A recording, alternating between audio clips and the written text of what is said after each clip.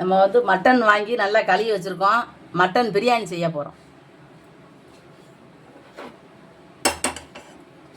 இப்போ குக்கரில் வந்து மட்டனை வேக போட்டுக்கிடுவோம்.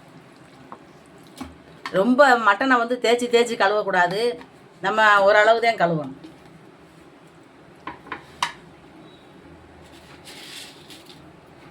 கொஞ்சம் உப்பு போட்டுக்கிடுவோம். நம்ம இது வந்து உப்பு போட்டு வேக வச்சோம்னா நமக்கு அந்த கறியில் உப்பு இறங்கியிருக்கும். கொஞ்சமாக மஞ்சப்பொடி போட்டுக்கணும். ரொம்ப மஞ்சப்பொடி போட வேண்டாம். அதே மாதிரி தண்ணியும் கொஞ்சமாக ஊற்றி வேக விடும்.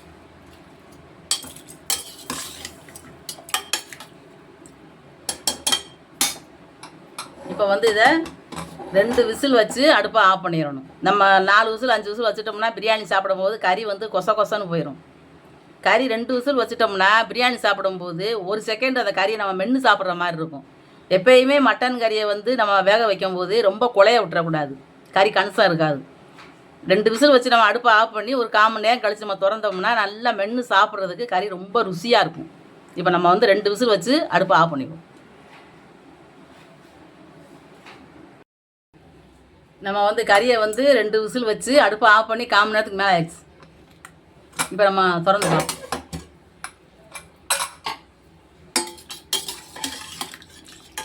இந்த அளவுக்கு வெந்தால் போதும். இதுலேயே தண்ணி நிறையா இருக்கும். தண்ணி கொஞ்சம் தான் ஊற்றுன மாதிரி ஊற்றுனேன். ஆனால் தண்ணி இவ்வளோ தண்ணி கிடக்கு. இதை வந்து இப்போ நம்ம தண்ணியை பூரா வடிகட்டி வச்சுக்கிறணும். ஏன்னா நம்ம அளந்து ஊற்றுறதுக்கு இப்போ தண்ணியை ஊற்றினோம்னா நல்லாயிருக்கும். இதை வந்து நம்ம தனியாக இருத்துட்டு கறி தனியாக வச்சுக்கிறோம். நம்ம வந்து பெரிய குக்கராக வச்சுருக்கோம். பிரியாணி வந்து நிறையா செய்கிறதுனால பெரிய குக்கரில் செய்ய போகிறோம். இப்போ வந்து பட்டை, கிராம்பு, நம்ம பெரிய சீரகம், இலை எல்லாம் போடுறோம்.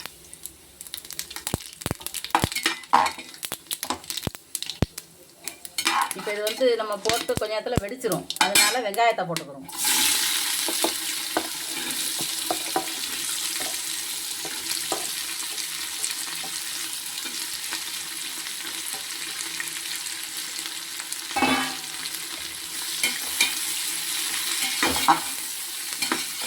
இது வந்து நல்லா ஒரு பொன்னிறமாக வேகணும். அப்போ தான் பிரியாணி நல்லா மணமாக இருக்கும்.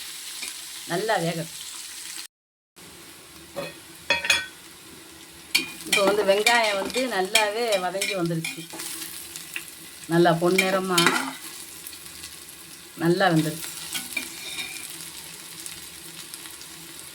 இப்போ நம்ம வந்து குழம்பு பொடி போடுவோம். இது நம்ம வீட்டில் அரைச்ச பொடி.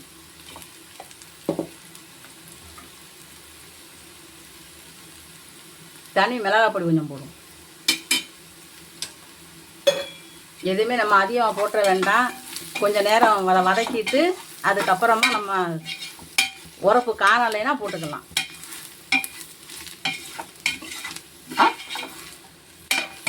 நம்ம எண்ணெய் வந்து ரொம்ப ஊற்றிடக்கூடாது. மட்டனில் வந்து கொழுப்பு இருக்கும். அது வந்து இலகி நிறையா வரும். அப்போ நம்ம சாப்பிடும்போது வெறும் கொழுப்பாக இருக்கும். அப்போ சாப்பிட முடியாது. அதனால நம்ம கொஞ்சம் தான் எண்ணெய் ஊற்றணும். கருவை விடாமல் நம்ம இப்படி கெட்டிக்கிட்டு இருக்கோம்.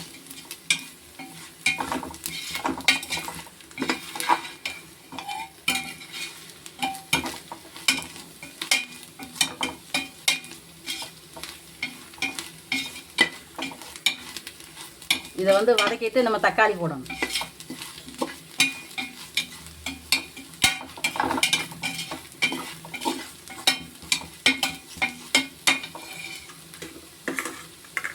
இப்போ வந்து நம்ம மல்லிச்செடி போட்டுக்கிறோம். புதினா வச்சுருக்கோம். புதினா போட்டுக்கிறோம்.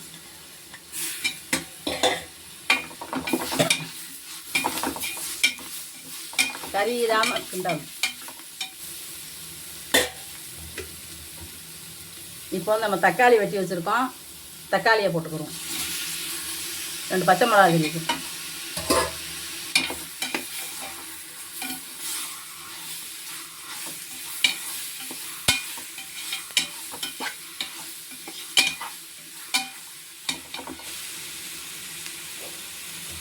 கொஞ்சமாக தண்ணி ஊற்றிக்கிறோம்.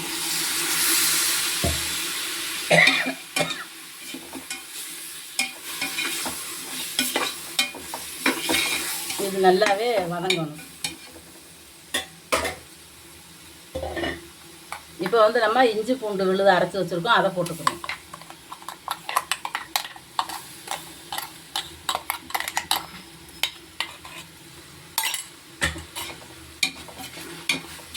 இதை போட்டு நல்லா வதங்குற அளவுக்கு கிண்டிக்கிட்டு இருக்கோம்.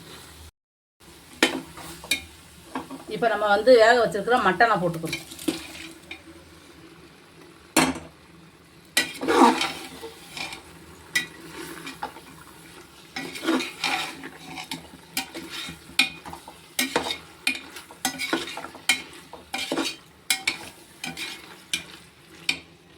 இப்போ வந்து கொஞ்ச நேரம் இது வேகட்டும்.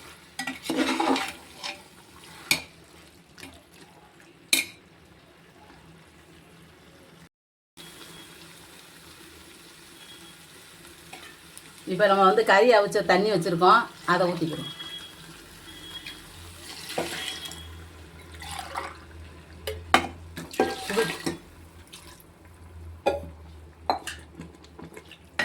இந்த கறியோட தண்ணி வந்து 2 டம்ளர் இருந்திருக்கு. இன்னுமே வந்து தேங்காய் பால் ஊற்றணும்.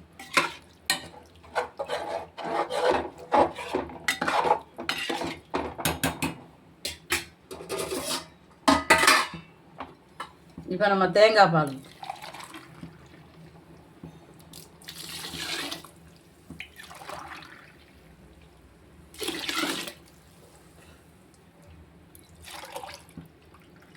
நம்ம வந்து 1 டம்ளர் அரிசிக்கு 1.5 டம்ளர் தண்ணி ஊற்றணும். 1 கிலோ அரிசி நம்ம போட்டோம்னா 1 கிலோ அரிசி 3 டம்ளர் வரும். அந்த 3 டம்ளர் அரிசிக்கு 4.5 டம்ளர் தண்ணி ஊற்றணும்.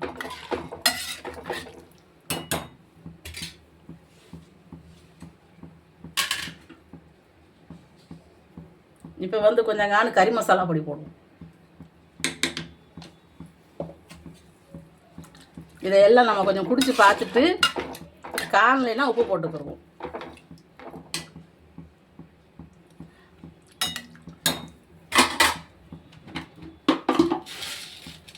உப்பு காணலை, உப்பு போட்டுக்கிறோம்.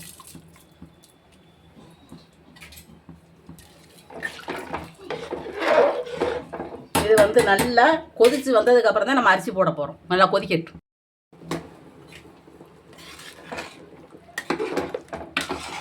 தண்ணி நல்லா கொதிச்சிருச்சு, தேங்காய் பால் எல்லாம். இப்போ வந்து நம்ம அரிசியை போடணும்.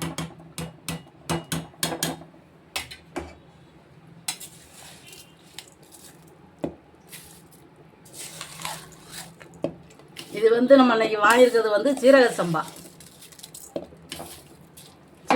அரிசியில் பிரியாணி செய்கிறோம். இதில் பிரியாணி செஞ்சோம்னா நல்லா ருசியாக இருக்கும். நம்ம வந்து டெய்லி பாசுமதியில் தான் ரொம்ப நாளாக போட்டேன். இப்போ ரொம்ப நாளைக்கு அப்புறம் நான் சீரக சம்பாவில் போடுறேன். ஆனால் குழஞ்சிடக்கூடாது. பிரியாணி மட்டும் எந்த அரிசியில் போட்டாலும் குழஞ்சிட்டா நல்லா இருக்காது, சோறு கணிசமும் இருக்காது. இது வந்து கொஞ்சம் சோறும் தண்ணியுமா வரட்டும், அதுக்கப்புறமா நம்ம மூடி போட்டு மூடிடுவோம். இதை வந்து விசில் விடக்கூடாது.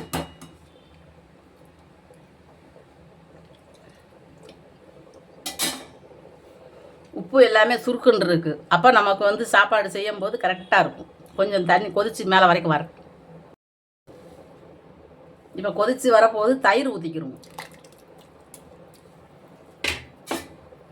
தயிர் வந்து புளிக்காத தயிராக இருக்கணும், புளிச்சதாக இருந்துடக்கூடாது. ஏன்னா நம்ம தக்காளி வேறு போட்டிருக்கோம், 2 பழம். எலுமிச்சம்பழம் வேணும்னா புளிஞ்சு விட்டுக்கலாம். இது நல்லா வந்து கொதித்து தண்ணி வரட்டும். இப்போ வந்து நம்ம நெய் ஊற்றிக்கிறோம்.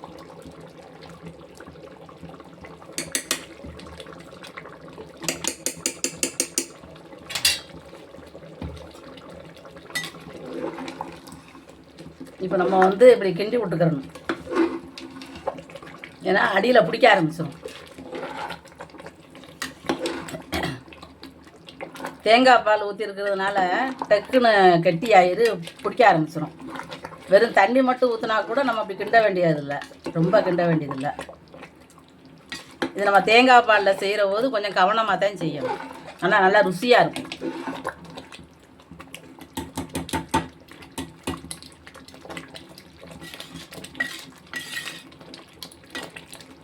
தண்ணி கீழேயும் அரிசி மேலேயும் வர்ற மாதிரி இருக்கணும். அந்த டைமில் தான் நம்ம வந்து அடுப்பை நல்லா குறைச்சிடணும். குறைச்சிட்டு நம்ம மூடி போட்டுறணும். இப்போ வந்து நம்ம மூடிடலாம்.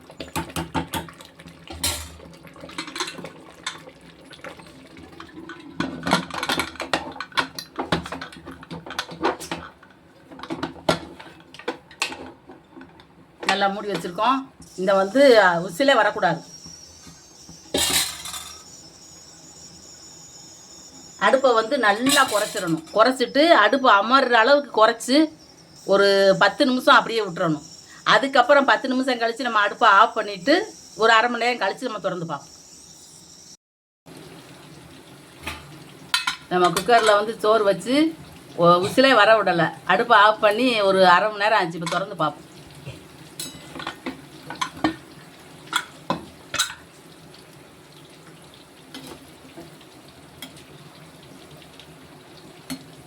சின்ன குக்கரில் வச்சோம்னா ரொம்ப கெட்டியாக இறுகிருமேன்னு தான் பெருசில் வச்சுருக்கோம்.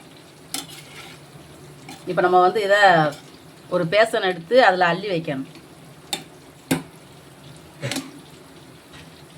நல்லா பொழு பொழுன்னு இருக்குது. இப்போ நம்ம அது ஆறுன உடனே இன்னும் நல்லா பொழு பொழுன்னு வரும். இப்போ நம்ம ஒரு பாத்திரத்தில் மாற்றி வச்சுக்கிறோம். நம்ம பிரியாணி வந்து செஞ்சு ஒரு பேசனில் தட்டி வச்சுருக்கோம். நல்லா பொழு பொழுன்னு இருக்குது. இது வந்து நம்ம நல்லா ஆறுன உடனே நல்லாயிருக்கும். மட்டன் வந்து 2 விசில் வச்சு நம்ம குக்கரை ஆஃப் பண்ணிடணும். அப்போ தான் அந்த பிரியாணியோட வேகும் போது கரெக்டான அளவு வந்துருக்கும். நம்ம ஏற்கனவே தனி கறியாகவே வந்து 2 விசில் 3 விசில் 4 விசில் வச்சுட்டோம் அப்படின்னா கறி பிரியாணியில் ஓட்டு இப்படி கிண்டும் போது எல்லாமே உடஞ்சிரும், தூளாயிரும். இப்படி முழுசாக கிடக்காது. இப்படி கிடந்தா தான் ஆளுக்கு ஒரு 4 துண்டு வச்சு சாப்பிட்றதுக்கு நல்லாயிருக்கும். நான் ஏற்கனவே நிறையா பிரியாணியெல்லாம் போட்டிருப்பேன். சீரக சம்பாவில் செஞ்சுருப்பேன், பாசுமதியில். இது வந்து சீரக சம்பாவில் நான் இப்போ செஞ்சுருக்கேன். இதுவும் போட்டிருக்கேன். ரொம்ப நாளைக்கு அப்புறம் அந்த மாதிரி செஞ்சுருக்கேன். இந்த மாதிரி நீங்களும் செஞ்சு சாப்பிட்டு பாருங்கள். இந்த வீடியோ பிடிச்சிருந்துச்சுன்னா லைக் பண்ணுங்கள், ஷேர் பண்ணுங்கள், சப்ஸ்கிரைப் பண்ணுங்கள், பக்கத்தில் இருக்கிற பெல் பட்டனை அமைக்கி விட்ருங்க.